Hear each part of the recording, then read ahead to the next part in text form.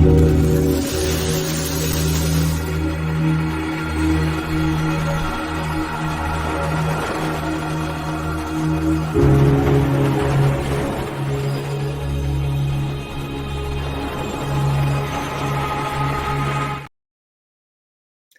alegria estar aqui com vocês mais uma vez, no momento forte em que o ICL Notícia, primeira edição, e o ICL Notícia, segunda edição, está batendo todas as audiências que vocês podem imaginar.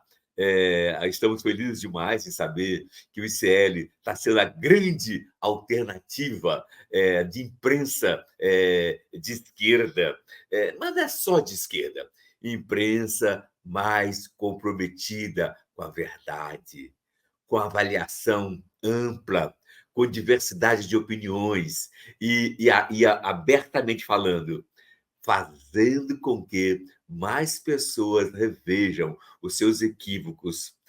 Aqui não tem fake news. Aqui nós procuramos falar e discutir a verdade e, consequentemente, estamos propiciando no ICL, Notícia, primeira edição, segunda edição, e no Espiritualidade de Nação, elementos para você amadurecer o seu pensamento e sua postura límpida na sociedade brasileira.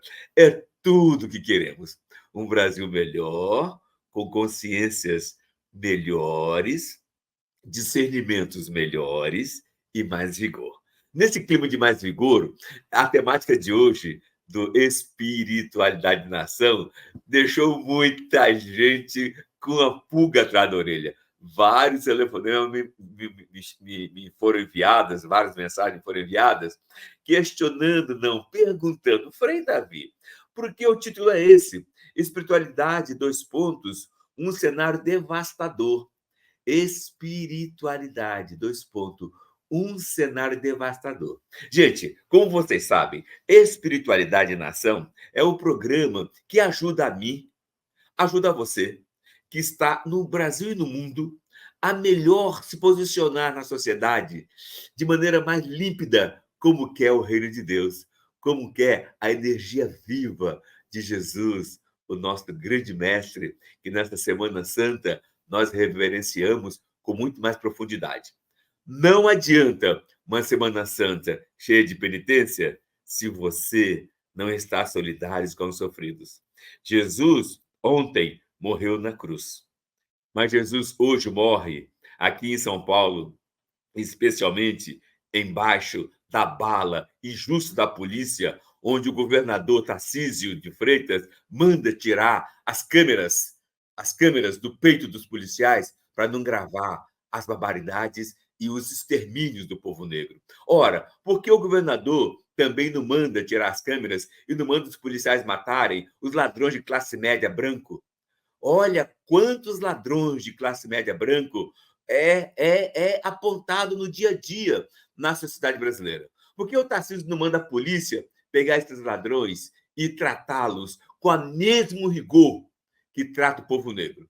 Não queremos isso, mas só para dizer o seguinte, que queremos que a polícia do Tarcísio respeite e trate a nós, povo negro, com a mesma qualidade e com a mesma seriedade e respeito que trata o cidadão branco. Somos cidadãos com a mesma dimensão e exigimos essa postura. Portanto, o Espiritualidade de Nação pede a você, do Brasil inteiro e do mundo inteiro que está nos ouvindo, que dê um like. Dê um like agora. Jogue o link desse programa, que vai estar aí que vai ser colocado agora no chat dos vários canais que estão transmitindo. Jogue o link desse programa para todas as suas redes sociais. E assim, mais e mais pessoas estarão vivenciando esse momento bonito que é o Espiritualidade Nação de hoje. Olha só, espiritualidade, um cenário devastador. Para dar uma pequena dica a vocês, basta dizer a vocês o seguinte: hoje a Educafro fez uma carta para a presidência da Caixa Econômica Federal. Por quê? Porque a Caixa Econômica Federal lançou um concurso. Olha só, pessoal. A Caixa Econômica Federal lançou um concurso.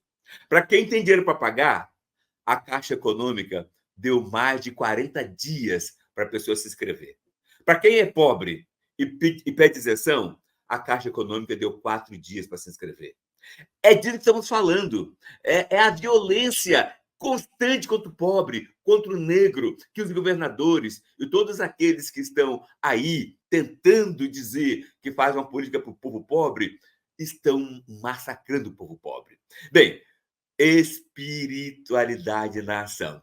Um cenário devastador. Por quê? Vamos convidar aqui, ao mesmo tempo, os nossos dois doutores, né? A doutora Ana e o doutor Alisson, os dois ao mesmo tempo, e a nossa formada aí em advocacia, Kate Lima, para a gente fazer esse debate. Começando por Ana Luísa, doutora Ana Luísa. Doutora, por que esse título, Um Cenário Devastador?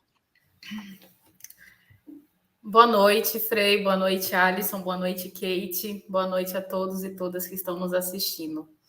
Bom, Frei, por que esse título, né? Nós fizemos uma pesquisa sobre a lei de cotas raciais nos concursos públicos e essa pesquisa ela traz bastante resultados que vão confirmar o que o ministro do STF, o ministro Luiz Roberto Barroso, já havia anunciado em 2017 na ocasião da ADC 41. E nós buscamos, né, trazer para o título o que o ministro já havia dito, que foi o seguinte: lá no voto dele na ADC 41, ele já havia, né, escrito uma seção sobre o controle às fraudes no que tange, né, a 12.990. A gente está falando da ADC 41, que se refere à ação declaratória de constitucionalidade da Lei 12.990 de 2014. E lá, o ministro dedicou uma sessão sobre o controle de fraudes. E é onde está escrito, né, abre aspas, a fim de garantir a efetividade da política de ação afirmativa instituída pela Lei número 12.990 de 2014, também é constitucional a instituição de mecanismos para evitar fraudes. As burlas à reserva de vagas para negros nos concursos públicos pode se dar basicamente de duas formas. De um lado, por candidatos que, apesar de não serem beneficiários da medida, venham a se autodeclarar pretos ou pardos apenas para obter vantagens no certame. E de outro, a política também pode ser fraudada pela própria administração pública, caso a política seja implementada de modo a restringir o seu alcance ou desvirtuar os seus objetivos. Fecha aspas. Então, o ministro, em 2017, Frei, já havia alertado para um possível cenário de fraudes, né, que pudesse acontecer por dois agentes. E de um lado, né, no centro das burlas, a própria administração pública. Então, o título busca trazer, né, para a capa do relatório, para o título do relatório, o que o ministro já havia anunciado em 2017. Muito bom, doutora. Alisson, olha só, você faz parte da grande equipe que fez essa pesquisa fantástica que beneficia muito a comunidade negra. E, inclusive, Alisson, vocês calcularam qual é o prejuízo que essas fraudes estão causando, o volume total de prejuízo que essas fraudes estão causando à comunidade afro-brasileira. Como vocês fizeram os cálculos para contabilizar e chegar a esse número, Alisson? Boa noite, Frei. Boa noite a todos. Assim, nós tentamos, né, através das informações que a gente coletou, né, para a construção do estudo, né, nós analisamos um volume muito alto de editais, né, de 61 instituições, e quando essas instituições publicam os editais, elas divulgam ali um salário base, que seria um parâmetro para poder os candidatos, né, esperar, né, uma expectativa de salário. Então, a partir disso, né, nós calculamos, né, desse conjunto de instituições, né, quantos editais elas lançaram, e a partir disso identificamos o potencial de vagas que poderiam ter sido reservadas caso a lei tivesse efetivamente sido implementada. Então, nós separamos, né, esses grupos, né, entre salários efetivos e salários substitutos e temporários, né, do pessoal que tem contratação por PSS, né, que seria processo seletivo simplificado, e identificamos, né, ao longo do tempo quanto esses salários teriam sido reservados à população negra, né, nesses editais, né, esses quase 10 mil editais que foram lançados, identificando que ao menos 9 mil vagas deveriam ter sido reservadas para a população negra. porque a partir disso, então, a gente consegue trazer, né, através daquele salário informado, né, quanto a população negra poderia ter recebido entre o período que a lei entra em vigor, né, 10 de junho de 2014, até 31 de dezembro de 2023, embora os editais que a gente tenha coletado se restringe até 2022, 31 de dezembro de 2022. Então, a gente identifica, né, que ao longo desse tempo, pelo menos 3,5 bilhões de reais deveriam ter sido repassados para a comunidade negra através de salários. É válido frisar, Frei, que esse quantitativo de salários que a gente identifica, ele ainda está subestimado por diversos fatores.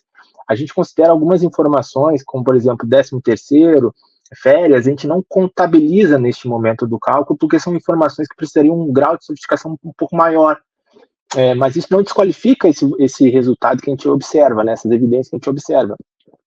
Então, é bastante preocupante, né, a gente observar que a população negra deixou de receber esse salário, que seria importante, né, para transformar a vida dessas pessoas. Então, é bastante grave quando a gente observa esse número, e além do mais, né, a gente tem muito mais instituições para analisar. Então, é preciso ainda ir um pouco além para identificar o que de fato aconteceu, né, porque a gente só analisou 61 instituições de 247.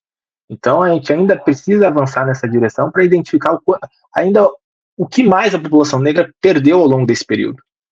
Entendi. Kate, você como advogada, como você que fez direito, como você está vendo isso que o Alisson falou, isso que a nossa Ana falou? Veja só, há uma fortuna imensa desviada propositalmente do bolso do povo afro-brasileiro. Como resolver esse problema, doutora Kate, formada em Direito? Boa noite, Frei. Boa noite a todo mundo que está aqui, que está nos vendo. É sempre maravilhoso estar aqui para a gente tratar sobre os assuntos tão importantes no Brasil. Frei, eu acho que isso é quase uma legalização da fraude de cotas. Assim. Isso é um desrespeito com o movimento negro e a história de luta, né? A gente estava lá lutando para que cotas existisse e também para que não que fosse destinado para quem tem que ser. Assim.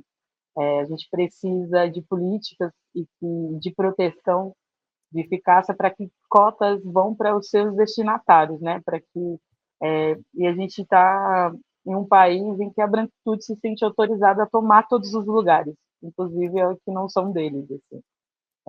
Então, acho que a gente precisa de medidas para impedir a fraude e que a gente possa também punir as pessoas, né? Para que... Entendi. Olha só, para a Ana, quais e como se caracterizam os mecanismos de burla à lei de cotas raciais que a doutora, que a Kate se referenciou? Doutora Ana, então, como é que a senhora caracteriza os mecanismos de burla às cotas raciais que prejudica não o povo negro, prejudica o Brasil ideal que queremos, que é um Brasil mais igualitário, com oportunidades iguais para todos. Doutora Ana, sua voz. Frei, olha só, vamos lá. A Lei 12.990, né, no enunciado dela, ela vai garantir, então, a população negra, né, a reserva de 20% das vagas nos concursos públicos para provimento de cargos efetivos em empregos públicos. Bom, o que são os cargos, né? Conforme a própria legislação brasileira, a Lei 8.112 de 1990, os cargos são criados por lei. Lá no artigo 3º, né, tá a definição de cargos públicos e no parágrafo único está expresso que cargos são criados por lei. A lei que cria os cargos, né, nas instituições de ensino é a Lei 12.772 de 2012. No caso das universidades, lá define 2 cargos, né? O cargo de professor do magistério superior e o professor titular livre do magistério superior. O enunciado dos concursos públicos, dos editais de concursos públicos, eles expressam com muita veemência, né, deixa bastante claro qual que é o cargo a que se pretende a contratação. E a legislação, né, na ampla maioria dos editais que nós analisamos, a legislação está lá. a legislação que rege esse cargo. No entanto, na seção que diz respeito às políticas de ação afirmativa, as instituições passaram a definir o cargo efetivo pela área de conhecimento, pela especialidade, pela subárea. Isso, né, como cada área de conhecimento, cada especialidade, em regra, né, na maioria das vezes, ela traz uma ou duas vagas apenas no edital do concurso público, aí reproduz um dos mecanismos que nós estamos chamando no relatório de fracionamento do cargo por área e impede a formação do número 3 das vagas, que está lá, né, na lei de cotas raciais, que se aplica a concursos com 3 vagas ou mais, e aí impede a aplicação das cotas, né, impede a ocorrência das cotas. Esse é o fracionamento do cargo por área, quando o número total de vagas do edital do mesmo cargo é fracionado pelas áreas de conhecimento. Lembrando, né, o ministro do STF, lá na DC 41, ele havia escrito, abre aspas, os concursos não podem fracionar as vagas de acordo com a especialização exigida para burlar a política de ação afirmativa, que só se aplica em concursos com mais de 2 vagas, fecha aspas. Um outro formato, né, de mecanismo que nós identificamos é o fracionamento das vagas do cargo por editais, que ao invés de a instituição publicar um único edital com um substantivo número de vagas, publica editais sequenciais com 1 ou 2 vagas. E aí, na mesma sequência por semana, na mesma sequência do mês, nós chegamos a identificar a instituição que publica 8 editais com 1 vaga no mesmo dia, né? 30 editais com 1 ou 2 vagas no mês. Então, isso nós chamamos o fracionamento, né, do cargo por editais. Um outro fracionamento que nós identificamos, um outro mecanismo, é o fracionamento por localidade. O que acontece? Nesse mecanismo, se publica um edital para o campus X, o outro para o campus Y, o outro para o departamento X. Então, o número de vagas total ele acaba sendo fracionado de acordo com a localidade onde o servidor vai trabalhar. Ou ainda, a instituição usa como referência, lá no texto do edital, né, que se refere à reserva de vagas, que somente vai reservar para localidades, né, para o campus onde tenha mais de 3 vagas. Então, esse é o fracionamento do cargo por localidade. E aí, dificilmente, você vai ter a demanda, né, de 3 professores na mesma área, na mesma localidade, para aplicar a lei de cotas raciais. Logo, você reproduz um mecanismo que impede a reserva de vagas nos concursos públicos e não utiliza como parâmetro, como referência, o que diz a lei, que é a reserva de vagas para cada cargo efetivo. Está lá, escrito na lei, né? Então, nós identificamos 6 modalidades de burla, né, que hoje nós já temos, inclusive, a 7ª, que não está no relatório, mas é a continuidade da pesquisa, que também reproduz um formato de fracionamento. Numa segunda, nós tivemos algumas reuniões recentemente com órgãos de controle, e na segunda rodada de uma reunião com a equipe técnica, eles ficaram impressionados com a capacidade criativa também, né, de as instituições de ensino, com ênfase aí nas universidades, reproduzirem esses mecanismos, né? A forma como os editais foram produzidos, que quando você vai olhar o quadro de vagas, não tem reserva ou reserva uma única vaga para a população negra. E é curioso, né, Frei, porque o fracionamento de licitações, né, as licitações de compra, não se permite o fracionamento. Mas para a reserva de vagas da população negra, nós identificamos diferentes tipos de fracionamento das vagas dos editais de concursos públicos. E na nossa compreensão, né, o relatório ele vai abordar isso muito bem, que não há um outro conceito que melhor defina o que aconteceu, senão o racismo institucional. Né, o racismo institucional está vencendo aí na implementação das cotas raciais a população negra. Se vocês puderem disponibilizar aqui no chat interno o link do relatório para a equipe colocar nos links de todas as redes que estão retransmitindo, eu agradeceria. A segunda coisa é dizer que todos vocês que querem aprofundar, já foi colocado nas redes sociais o link da matéria que o nosso querido site ICL já publicou, que foi uma das melhores matérias sobre esse relatório. Saiu no nosso site do ICL Notícias, e vocês podem acessar e ver, né? E agora está o link da pesquisa como um todo.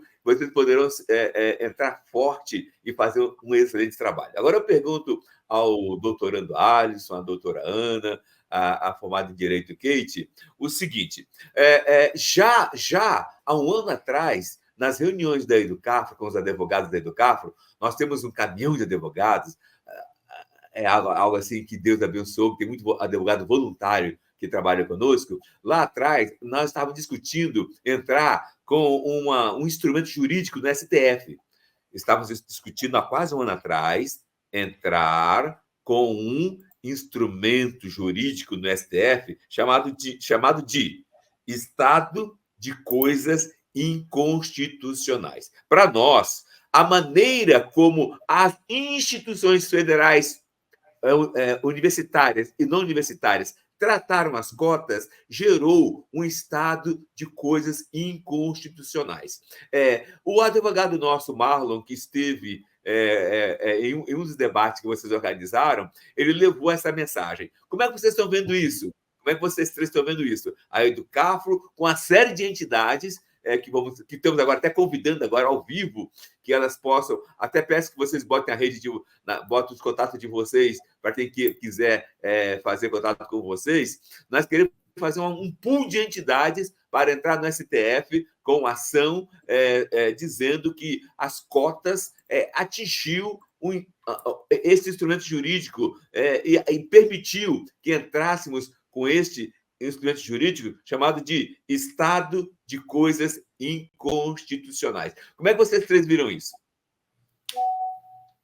Bom, Frei, olhando do ponto de vista econômico, né, quando a gente observou todo esse cenário, né, que a gente pode denominar caótico, né, da implementação da lei, né, ou seja, as instituições optaram por se distanciar daquilo que poderia reservar um conjunto de vagas importantes para a população negra, ou seja, oportunidade com acesso à dignidade, né? Quando a gente está falando de serviço público, a gente está falando das maiores salários que tem, né, na carreira pública.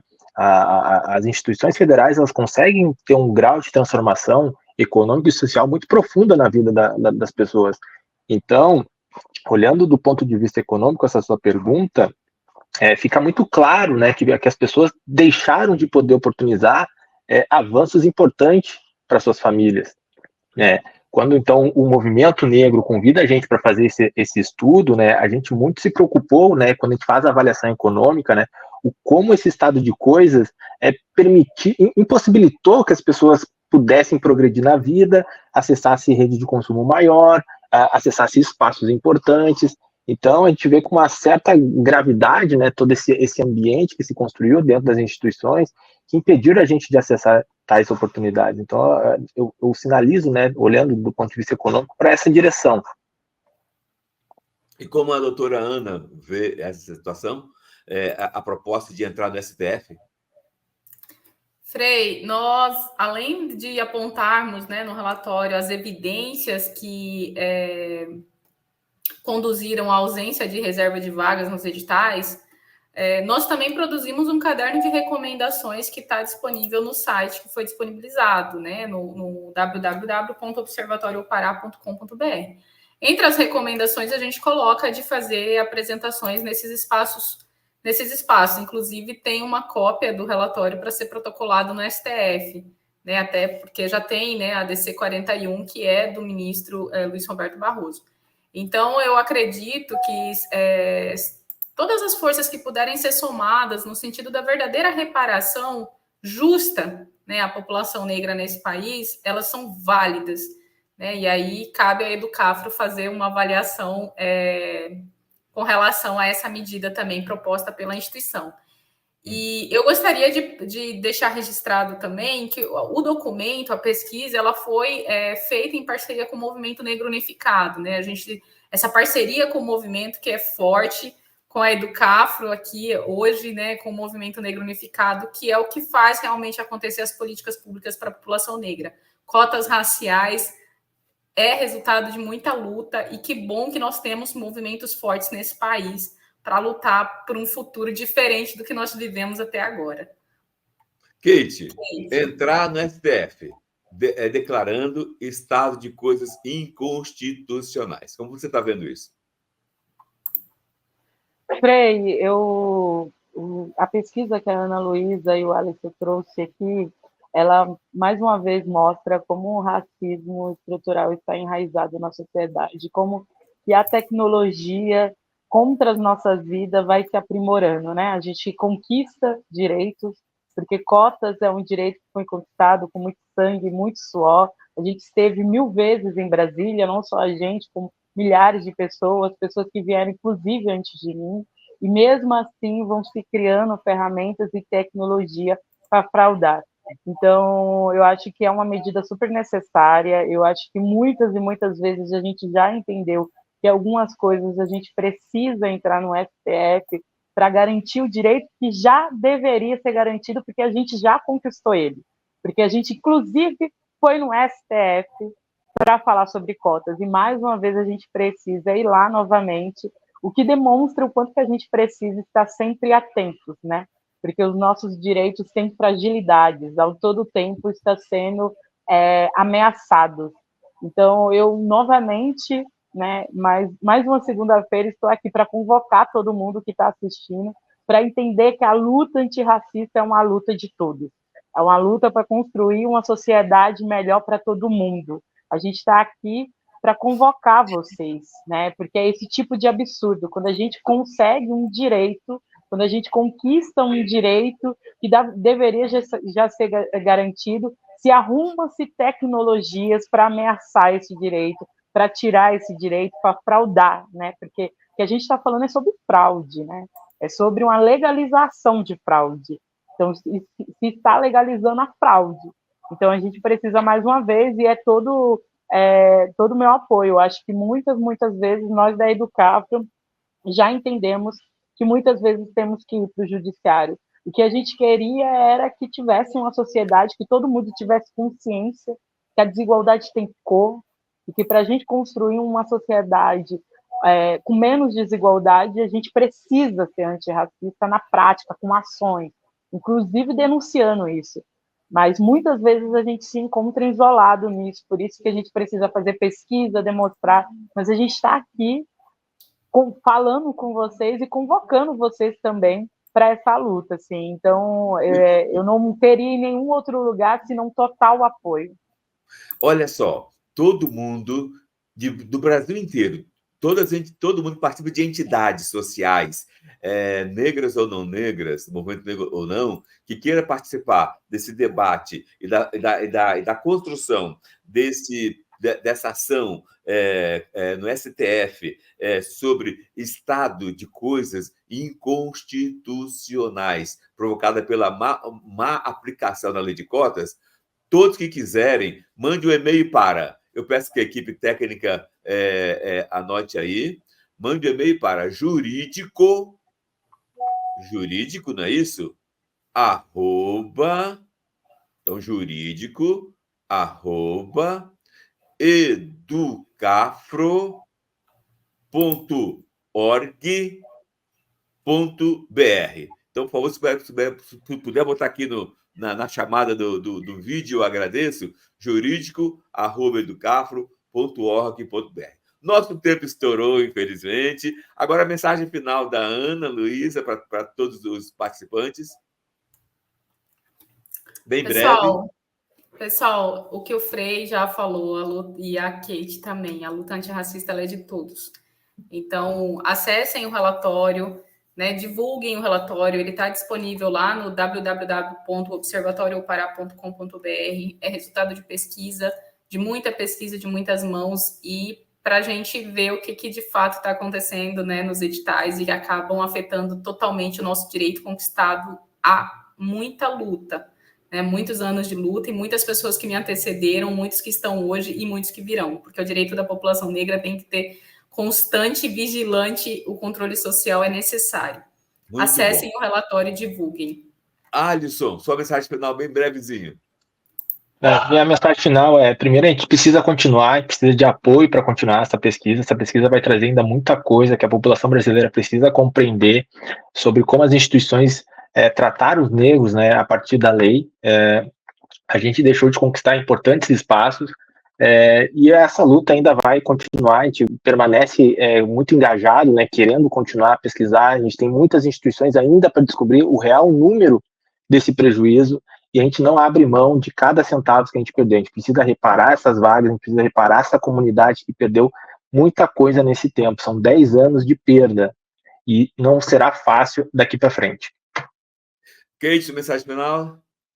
Bem rapidinho, eu só queria convocar novamente a toda pessoa que está aqui vendo, que participa de alguma organização antirracista, que entende, seja de pessoas negras, de pessoas brancas, mas que entende o seu compromisso na luta antirracista, na luta por um mundo melhor para geral. A gente vai construir esse mundo junto.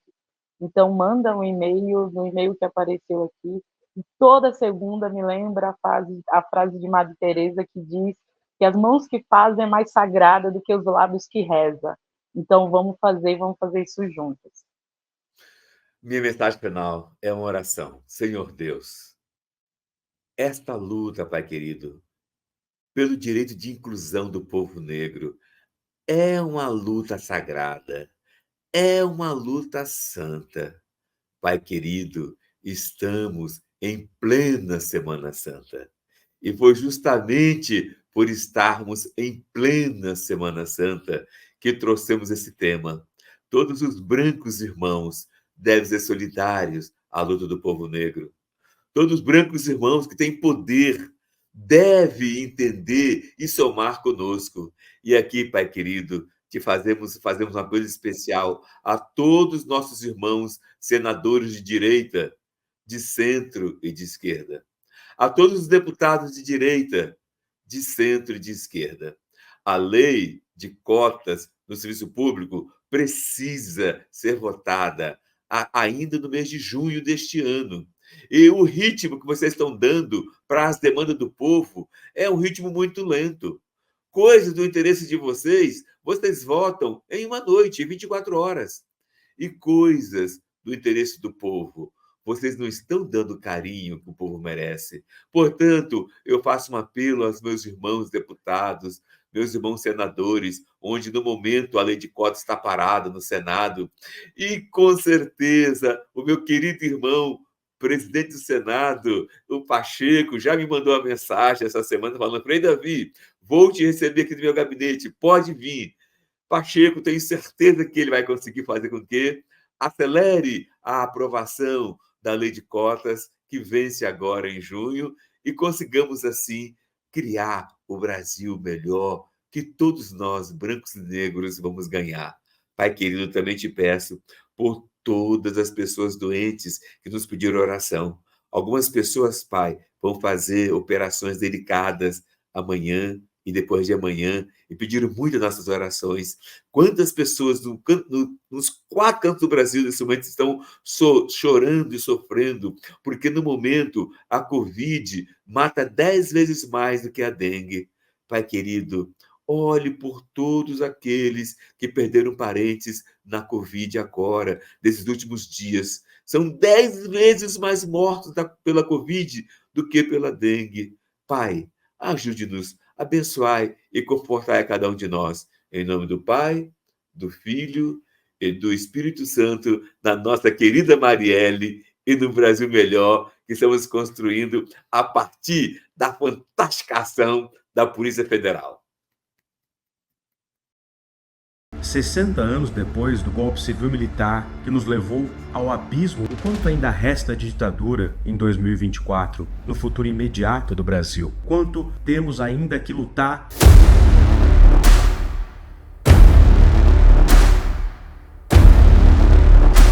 É porque essa articulação golpista repetiu-se na era Bolsonaro, com a diferença de que o golpe fracassou. Esse temor do comunismo que é utilizado até hoje, é o mesmo método, a mesma coisa, manipula a sociedade, informações. A história ensina que, sem memória, não há futuro.